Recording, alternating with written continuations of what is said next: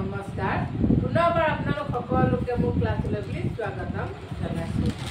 আজি মই আপোনালোকৰ মাজলৈ লৈ আহিছোঁ এটি অন্য বিষয়ৰ ভিডিঅ'। সেই বিষয়টো হৈছে সংস্কৃতৰ। আমাৰ ইতিমধ্যে আপোনালোকৰ মাজলৈ মই আগবঢ়াই দিছিলোঁ সংস্কৃতৰ চতুৰ্থ পাঠৰ সংস্কৃতৰ অসমীয়া সুভাষিতানী একৰ সংস্কৃত উচ্চাৰণটো অসমীয়াত লিখি দিছোঁ, কিন্তু উচ্চাৰণটো সংস্কৃতৰ, আৰু তাৰোপৰি তাৰ ভিতৰত থকা সন্ধি ভাঙাখিনি মই লৈ আহিছিলোঁ। এতিয়া মই আজি আপোনালোকৰ মাজলৈ লৈ আনিছোঁ এই সুভাষিতানীৰ ভিতৰৰ প্ৰশ্ন।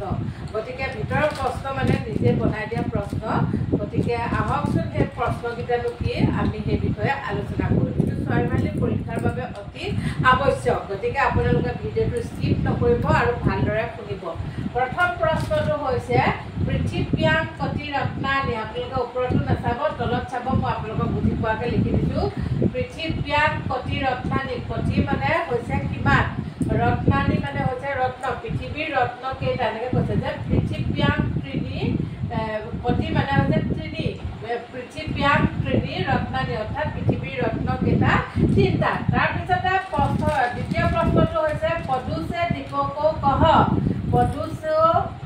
পদুছে দীপকো কহ। পদুছে দীপকো চন্দ্ৰহ। অৰ্থাৎ প্ৰদীপ পদুছে দীপকো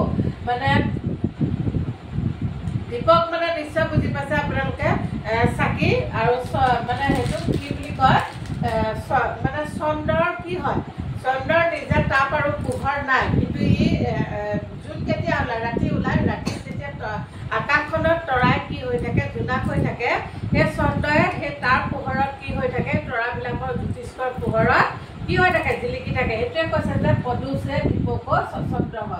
এইকেইটা আছিলে 1 নম্বৰ আৰু 2 নম্বৰ প্ৰশ্ন। গতিকে এই 2 নম্বৰ প্ৰশ্নটো পঢ়াৰ লগে লগে আজি আমাৰ ভিডিঅ'টো ইমানতে সামৰণি মাৰিব লগা হ'ল। গতিকে আজি ভিডিঅ'টো মই ইমানতে সামৰণি মাৰিলোঁ। অহাকালি পুনৰ আপোনালোকৰ মাজত উপস্থিত হ'ম এই সুভাষিতানী একৰে আৰু কেইটামান প্ৰশ্ন উত্তৰ লৈ। ঠিক আছে, আজি অহাকালি আপোনালোকক সেই ভিডিঅ'টোত লগ পোৱাৰ আশা